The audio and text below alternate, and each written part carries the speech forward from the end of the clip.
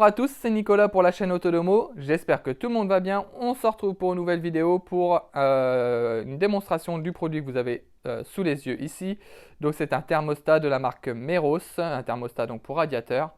Mon thermostat, c'est un bien grand mot, hein, on va le voir ensemble. C'est pas réellement un thermostat comme on peut l'entendre. Ici, ça va plus être un déclencheur de radiateur. On va l'appeler plutôt comme ça. C'est plus quelque chose qui va pouvoir déclencher, allumer votre radiateur suivant une plage de température. Bon, on va voir tout ça ensemble ensuite. Comme d'habitude, on va faire le tour de boîte du produit, le déballage, voir un petit peu ce qu'il y a à l'intérieur. Et en fin de vidéo, je vous dirai ce que j'en pense. Si ce n'est pas déjà fait, je vous invite à vous abonner à la chaîne. Comme ça, vous recevrez toutes les notifications sur nos prochaines vidéos.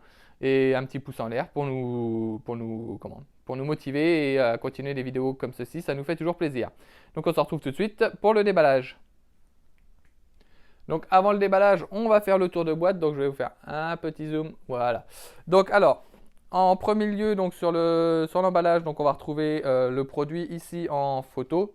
Donc comme on peut le voir, hein, on a la petite prise électrique, l'appareil en lui-même, une petite sonde de température qui sera ici et la prise électrique qui nous servira à brancher le radiateur. On peut voir ici la référence, donc MTS 960.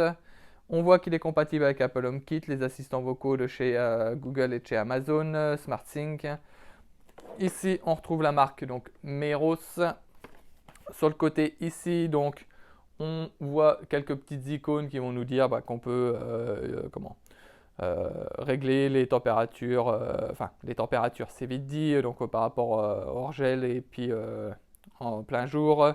On peut le fixer au mur, on a le moniteur, on peut régler des schedules, donc des programmations, on peut le contrôler à la voix, on peut le contrôler à distance, facilement d'installation, une installation facile, pardon, et les mises à jour via OTA.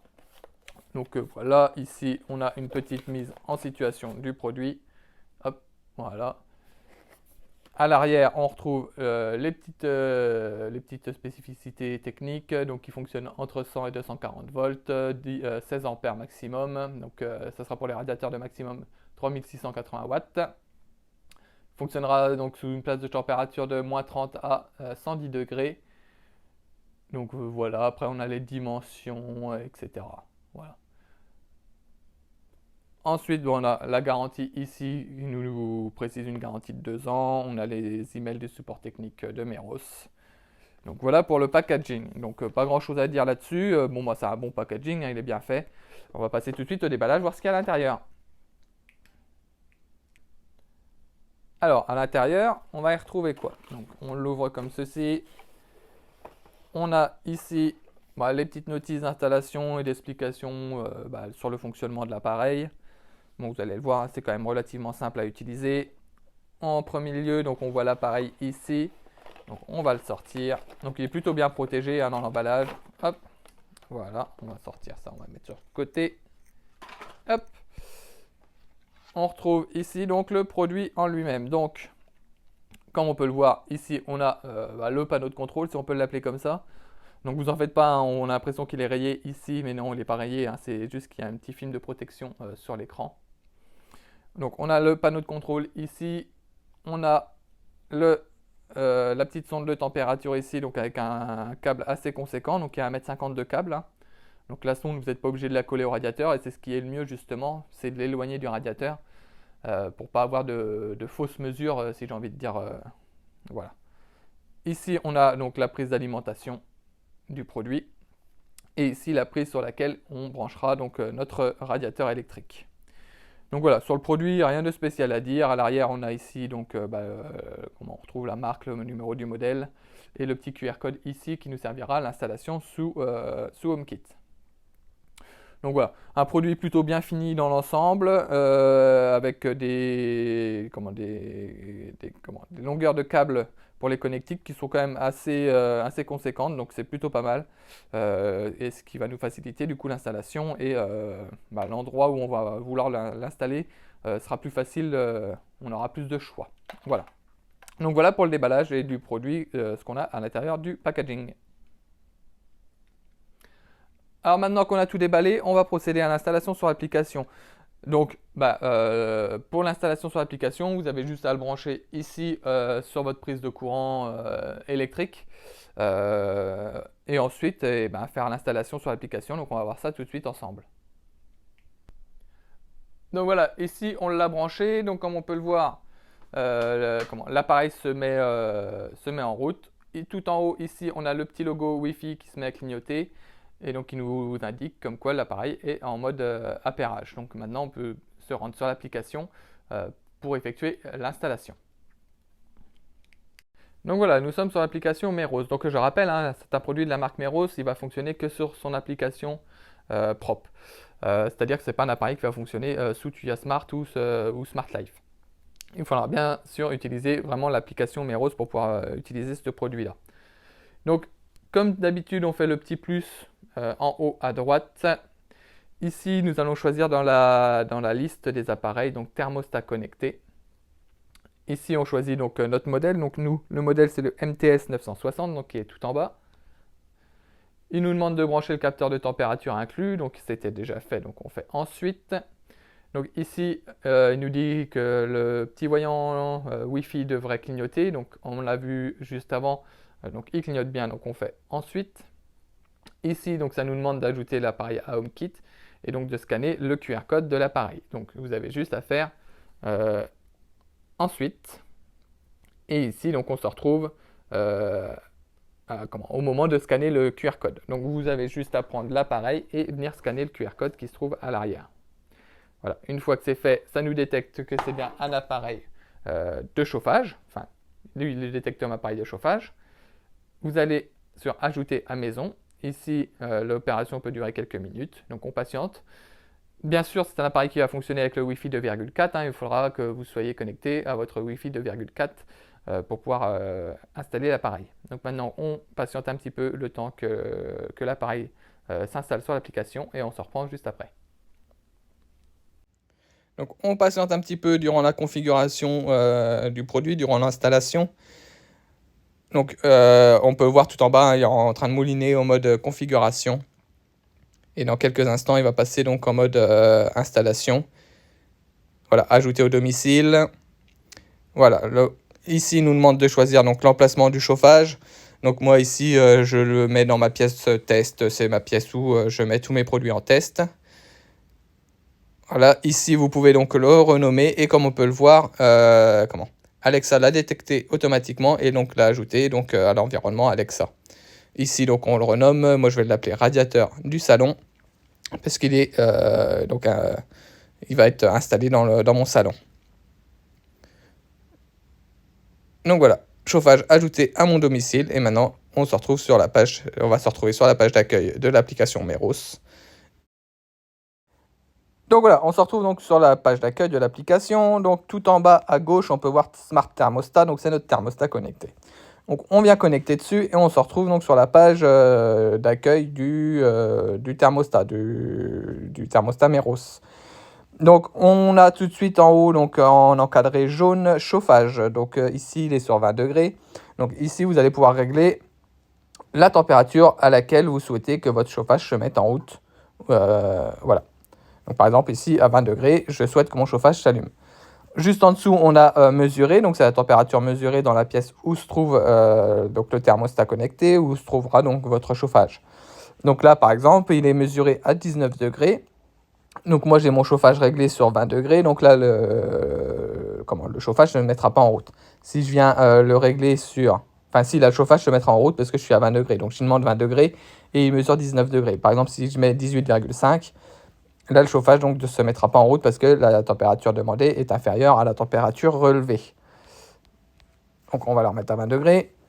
Ensuite, juste en dessous, vous avez confort. Donc, si vous venez cliquer dessus, vous pouvez régler les pré-réglages de température. Donc, confort 26 degrés, en veille, soit 18 degrés, économie 12 degrés. Donc, ici, vous venez choisir quel pré-réglage vous souhaitez utiliser et il va se régler tout seul sur la température donc du pré-réglage. Donc voilà, si je remets en confort, il se remet à 26 degrés par exemple. Juste à côté, vous avez planning. Ici, donc vous allez être sur la page, enfin sur la configuration de vos plannings. Donc on va regarder juste après. Donc ici, par exemple, il va être réglé sur 10 degrés jusqu'à 18 heures. Après 18 heures, donc il va se régler à une autre plage de température suivant votre planning sur laquelle vous aurez réglé donc vos températures. Tout en bas, on a chaleur. Donc si vous venez cliquer dessus, donc vous avez soit chaleur, soit cold. Donc nous ici, on utilise un chauffage. Donc il est plus logique qu'on reste sur chaleur. Mais vous pouvez très bien le régler sur cold. Et ici, hop, vous allez pouvoir mettre, je souhaite un refroidissement jusqu'à 10 degrés. Donc 10 degrés, 9,5, etc. Donc vous pouvez choisir aussi également. Donc là, ça va fonctionner inversement. Donc là, il mesure 18,8 degrés. Donc ça va fonctionner exactement pareil au final. Le chauffage va s'éteindre jusqu'à ce qu'il atteigne 11 degrés et il va se rallumer pour pouvoir rester dans cette plage de mesure là. Vous avez le on juste à côté donc pour allumer ou éteindre le chauffage normal. Vous avez les timers juste à côté. Donc vous pouvez ici régler les timers donc soit par compte à rebours soit par cycle. Donc, par exemple, vous pouvez faire un on durant 15 minutes, un off durant 15 minutes, etc. Et en compte à rebours, par exemple, pareil, dans 15 minutes, je souhaite que l'interrupteur se mette sur on. Et ici, vous pouvez donc démarrer votre compte à rebours, votre timer. Donc, voilà pour l'interface. Après, tout en haut à droite, on a donc les informations de l'appareil, comme tout produit connecté. On a le nom de l'appareil. On peut activer ou désactiver la sécurité enfant. C'est-à-dire que vous ne pourrez plus modifier les valeurs sur le thermostat directement. Il faudra obligatoirement passer par l'application. Tout ce qui pourra être touché sur le thermostat sera bloqué. Vous avez le mode d'emploi, les valeurs différentielles. Donc ici, ça permet de régler la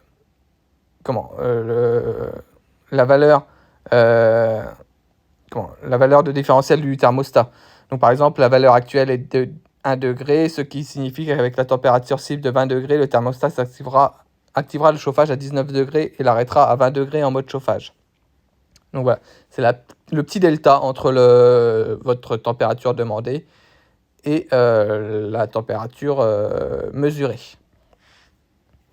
Donc voilà, après vous avez les plannings. Donc par exemple, c'est ce que je vous disais juste avant, si vous souhaitez mettre en marche le planning, donc par exemple le lundi, vous avez dimanche, lundi, mardi, mercredi, jeudi, vendredi, samedi, tout en haut. Et vous pouvez régler vos heures de début et vos températures cibles. Donc voilà. L'heure de début, par exemple, à minuit, je veux que ma température cible soit à 20 degrés. Vous pouvez dire qu'à partir de 6h30, je veux que ma température cible soit de 25 degrés, etc. Et ça, donc, vous pouvez le régler sur toutes sortes de plages horaires. L'heure de température, vous pouvez la changer. Par exemple, si je souhaite mettre 5h30, vous pouvez faire sauvegarder. Voilà. Et donc ça, vous pouvez en régler plusieurs de cette façon-là. Ensuite, on en était où ? Pré-réglage de température. Donc là, c'est ce qu'on a vu juste avant, les pré-réglages, donc par rapport au mode confort, au mode veille, au mode économie. Vous pouvez les régler ici à votre convenance. Vous n'êtes pas obligé de choisir les valeurs qui sont réglées par défaut. Si vous souhaitez descendre le mode confort, par exemple, à 22 degrés, vous pouvez le faire ici. Vous faites sauvegarder. Et lorsque vous retournerez donc ici, voilà, on peut voir tout de suite que le mode confort, lui, il est passé à 22 degrés. On va retourner dans les petits réglages. Vous pouvez régler donc les unités de température en degrés Celsius ou en Fahrenheit. La plage de contrôle de la température. Voilà, vous pouvez régler la plage de contrôle donc de moins 20 à 35 degrés, mais si vous souhaitez l'étendre, vous pouvez également l'étendre. Ensuite, la calibration de la température. Donc ça, si vous constatez que votre température mesurée n'est pas réellement la température réelle, quoi.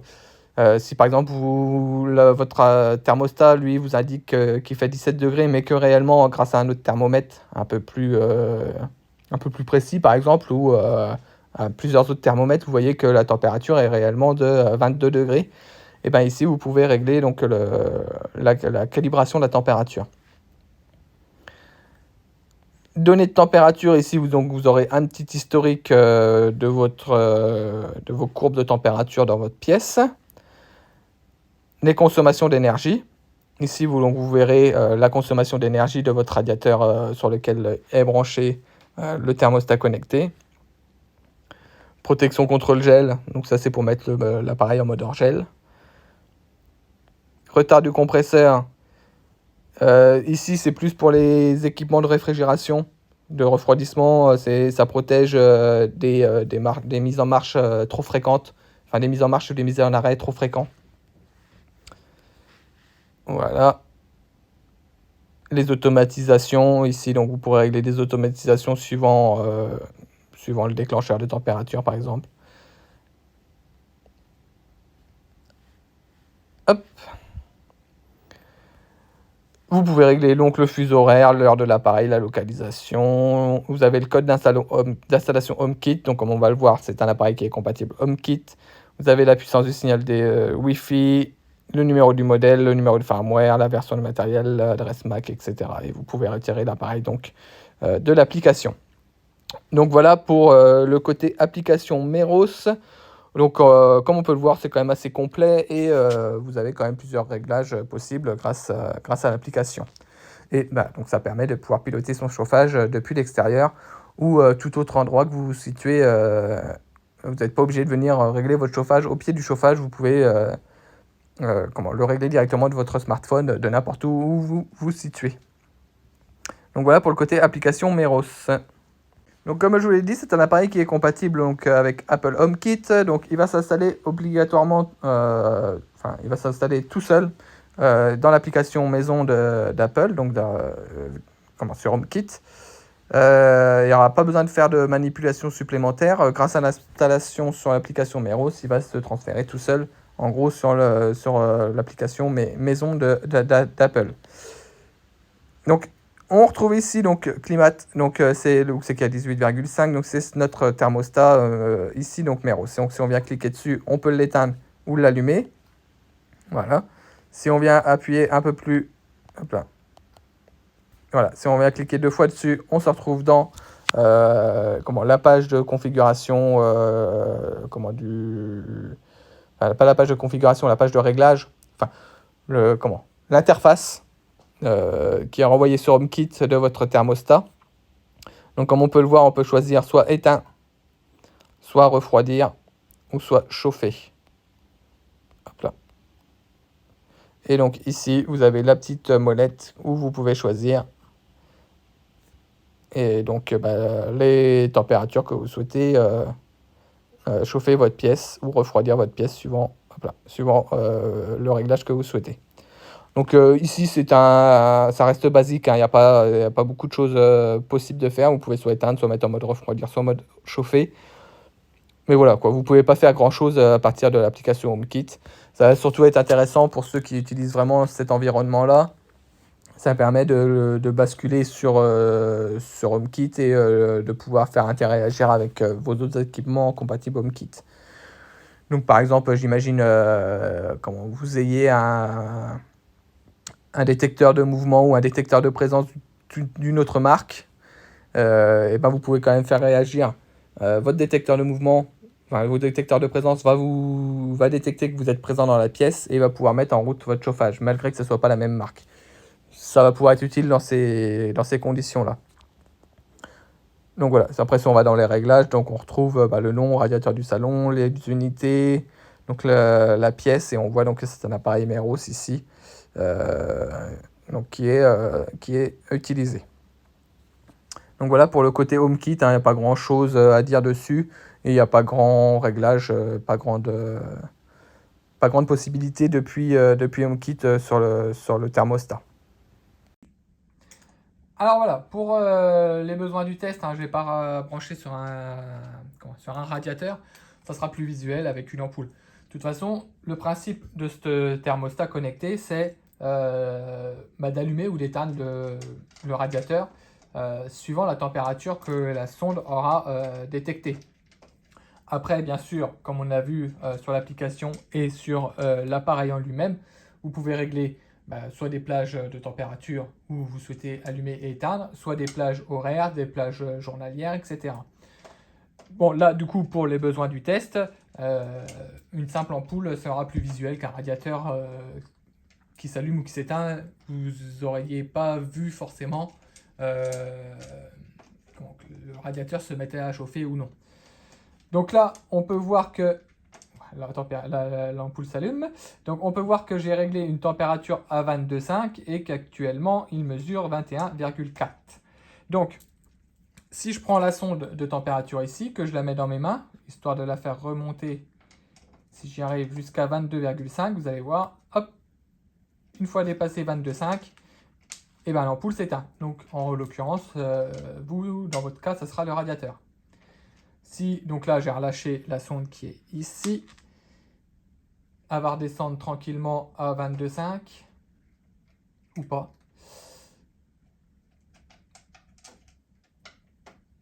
Donc, voilà, pour les besoins du test, j'ai été chercher de l'eau froide. Donc là, pour que la température redescende plus rapidement. Donc, je vais mettre la sonde dans l'eau froide. Donc, comme on peut le voir sur l'appareil, la température descend. Et donc, le radiateur, lui, se mettra en route. Si je l'enlève de l'eau, je viens l'essuyer et la réchauffer, la sonde. Je vais vous mettre ici l'appareil. On voit que la température remonte et arrivé à 22,5, pof, elle s'éteint. Si je la remets dans l'eau froide, la température donc va redescendre. Je vais allumer l'écran, au moins vous pourrez voir. En dessous 22,5, toc, le radiateur se met en route. Donc comme on peut voir, c'est quand même ultra réactif. Donc forcément, en conditions réelles, les températures ne vont pas varier aussi vite. Mais au moins, vous pouvez voir que c'est réactif et que la température, que le radiateur se met bien en route suivant la température demandée par rapport à l'écran ou sur l'application. Alors, on va passer à la conclusion. Donc, je vais vous dire ce que je pense de ce thermostat connecté, donc de la marque Meros. Alors, il a plusieurs points positifs, mais il a également beaucoup de points négatifs, malheureusement. Alors, je vais commencer par les points positifs. Donc, l'utilisation sur l'application et qu'il soit compatible HomeKit. Donc, sur l'application, je n'ai pas rencontré de problème particulier pour l'utilisation. On voit qu'on a quand même on a quand même pas mal de possibilités de réglage, donc par rapport au créneau horaire, au créneau journalier, etc. Au niveau de l'appareil en lui-même, il fonctionne très très bien, comme vous avez pu le voir, quand même relativement réactif. Et qu'il soit compatible HomeKit, pour ceux qui sont sur l'univers Apple, c'est quand même quelque chose qui est pas mal. Point positif, la longueur de câble de la sonde qui c'est pas mal également. Ça permet de pouvoir mettre la sonde un peu plus loin du radiateur.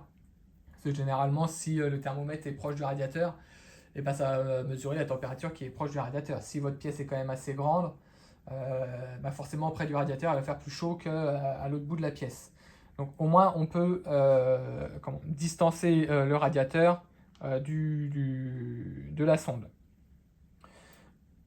Et voilà, c'est les seuls points positifs que je vais trouver à ce produit-là. Bon, après, à part qu'il est bien fini au niveau conception, etc., il n'y a pas de défaut de fabrication, etc. Point négatif, alors, c'est un produit de la marque Meros. Je vais éteindre la lumière. Donc, seulement compatible avec l'application Meros. Généralement, maintenant, les personnes sont beaucoup sur les produits qui fonctionnent dans l'univers Tuya, entre autres, mais c'est beaucoup tourné vers Tuya. Donc là, c'est de la marque Meros, donc utilisable seulement sur l'application Meros, bien qu'il soit compatible HomeKit. De base, donc voilà, c'est un produit Meros. Ensuite, par rapport à nos utilisations personnelles, à nos utilisations en France, on va dire, généralement, un radiateur ne se branche pas sur une prise secteur comme celle-là. Un radiateur doit avoir sa ligne dédiée et ne doit pas être branché sur une prise. Un radiateur domestique, je parle pas un radiateur d'appoint. Donc voilà, ça c'est un petit peu dérangeant pour moi, parce que bah, du coup, il faut installer une prise à la place de la connectique du radiateur qui est prévue, donc la connectique murale, et réinstaller une prise sur le radiateur pour pouvoir le plugger ici. C'est pas dans les normes normalement. Un radiateur voilà, doit être connecté en direct sur la ligne réservée au radiateur. Donc ça c'est un petit point négatif. Le point négatif c'est quand même qu'il est assez gros. Bon, après vous pouvez le cacher derrière le radiateur, hein, mais bon, la prise plus le boîtier, ça fait quand même quelque chose qui est quand même relativement gros. Donc moi je trouve ça un petit peu dommage, on aurait pu voir un petit peu plus petit. Donc voilà pour le thermostat connecté de la marque Meros. Si vous avez des questions, eh ben, n'hésitez pas à les poser en commentaire sous la vidéo ou sur le groupe Facebook. On sera un plaisir de répondre. Et puis moi, je vous dis à bientôt. Ciao!